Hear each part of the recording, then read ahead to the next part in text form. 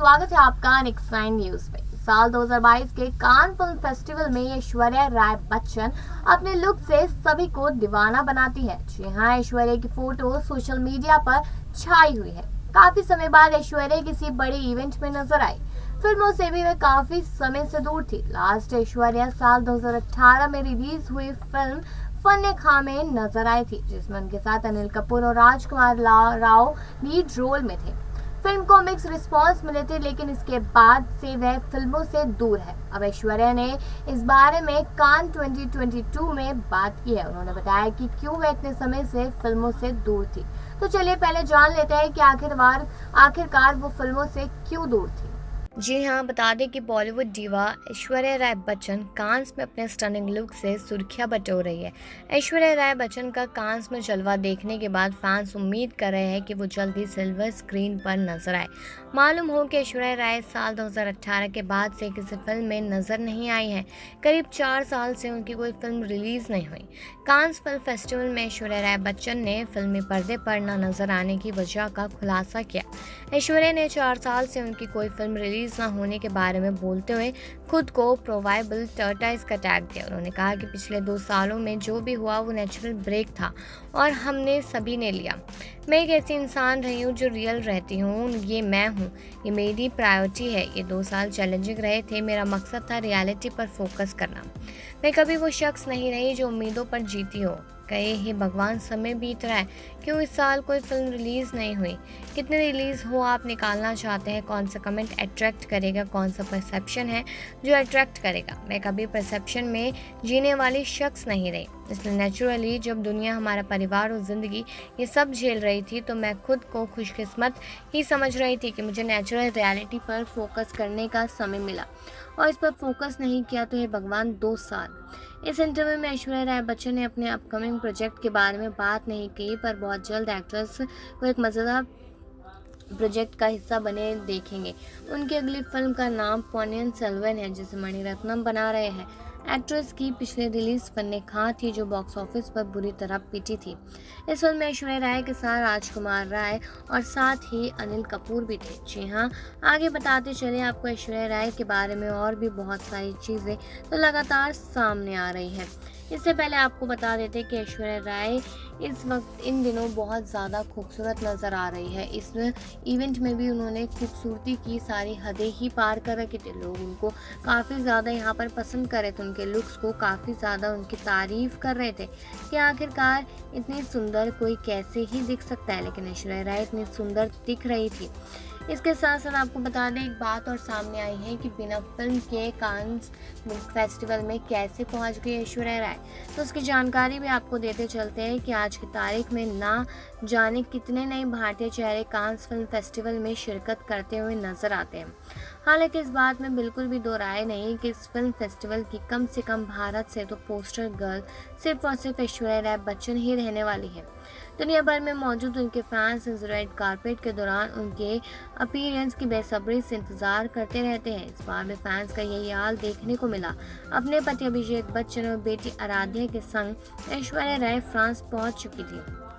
इस दौरान उनका काफ़ी वार्म वेलकम भी किया गया।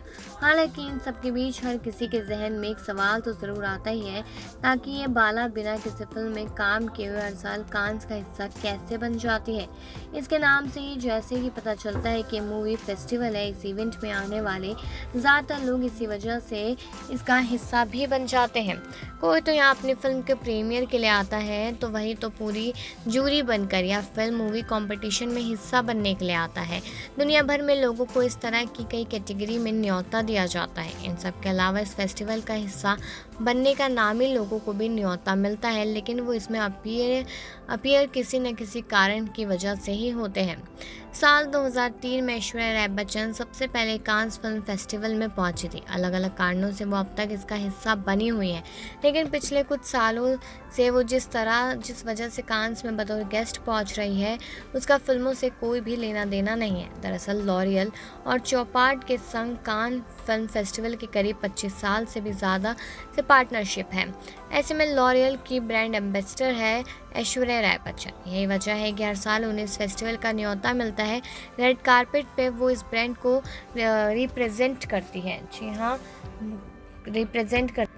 जी हाँ, बता दें कि 2 साल पहले अपनी बेटी आराध्या के जन्म के बाद छुट्टी पर रही थी। अपने पसंदीदा निर्माता मणिरत्नम द्वारा निर्देशित फिल्म में बड़े पर्दे पर वापसी करने के लिए पूरी तरह तैयार है। ऐश्वर्या राय ने मणिरत्नम फिल्म के लिए अपनी सहमति दे दी।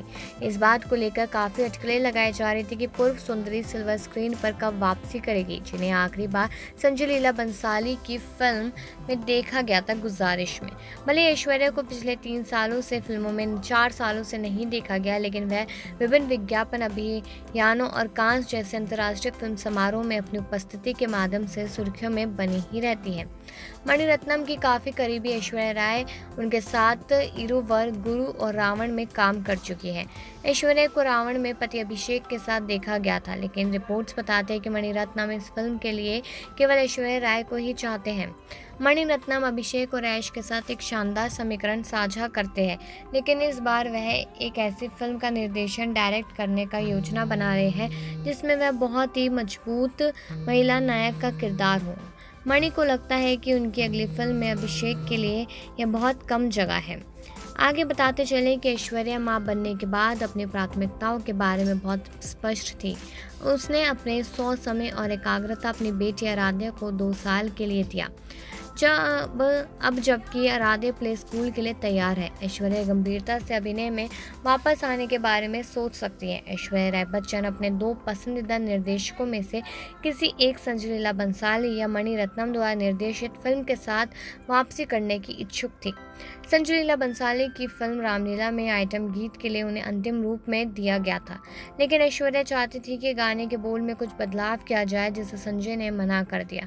जहां वह संजय लीला बंसाली के साथ काम करने के लिए उत्सुक थी, वहीं वह मणिरत्नम के अगले प्रोजेक्ट के साथ वापसी करने के लिए पूरी तरीके से तैयार है। तो वही अब आपने सुना ही इस रिपोर्ट में कि फिल्मों से दूर रहने की बहुत सारी वजहें जिस तरीके से ऐश्वर्या ने यहाँ पर बताई, तो चलिए उसके आगे भी बताते चलते हैं कि दरअसल अनुपमा चोपड़ा को दिए इंटरव्यू में ऐश्वर्या ने खुद ही तुलना कछुए से की। उन्होंने कहा कि जो भी लास्ट 2 साल से हुआ वो नेचुरल पोज था, यानी कि मैं उनमें से हूँ जो रियल रखते हैं सब, ऐसे ही मैं सब प्रायोरिटी के हिसाब से करती हूँ। ये 2 साल काफी चैलेंजिंग रहे हैं और मेरा पूरा फोकस रियलिटी पर है। मैं उनमें से नहीं हूँ जो सोचे कि ओ माय गॉड साल में मेरी एक ही फिल्म रिलीज नहीं हो पाई। ऐश्वर्या आगे कहती है कि बहुत ही आसानी से जब पूरा वर्ल्ड और हमारा परिवार और लाइफ एक्सपीरियंस कर रहा था, उस टाइम से मैं खुशनसीब हूँ कि मैं नेचुरल रियलिटी पर फोकस कर सकती हूँ, ना कि ये सोचूं कि ओ माय गॉड इतने साल से कोई फिल्म रिलीज नहीं हुई। वैसे बता दें कि यहाँ पर ऐश्वर्या जितनी बेहतरीन एक्ट्रेस है उतनी ही शानदार माँ है। बेटी आराध्या के जन्म के बाद सिर्फ फिल्मों के साथ साथ उसका भी पूरा ध्यान रखती है। इतना ही नहीं, वह आराध्या के जन्म के बाद से फिल्मों में पहले के मुताबिक कम एक्टिव रहती है। वह आराध्या की पढ़ाई, उनकी परवरिश का पूरा ध्यान रखती है और एक माँ की जिम्मेदारी बखूबी निभाती नजर आती है। ऐश्वर्या अब मणिरत्नम की फिल्म पोनियनी सेल्वन में नजर आने वाली है। ऐश्वर्या की इस फिल्म का अब बेसब्री से इंतजार भी किया जा रहा है। फैंस बड़े पर्दे पर उन्हें देखने के लिए काफी ज्यादा एक्साइटेड है। इसके साथ ही अभी तक जो जानकारी आई है उसके मुताबिक ऐश्वर्या के करियर का अब तक का सबसे अलग किरदार होने वाला है। जी हाँ, बताते चले आपको कि एक फिल्म आई थी उनकी जोधा अकबर, जिसमें काफी ज्यादा उनका ऐसा लुक दिखाई दे रहा था जो शायद फैंस ने कभी नहीं सोचा था। कहीं ना कहीं जो मणिरत्नम की फिल्म है उसमें भी कुछ हटकर उनका किरदार दिखने वाला है, जिसको लेकर फैंस बहुत ज्यादा एक्साइटेड है। यहाँ तक कि बच्चन परिवार बहुत ज्यादा एक्साइटेड है। तो आप लोग कितने ज्यादा इंतजार में है इस चीज को लेकर कमेंट सेक्शन में जरूर बताइएगा और बाकी ऐसी खबरों के लिए देखते रहिए नेक्स्ट 9 न्यूज।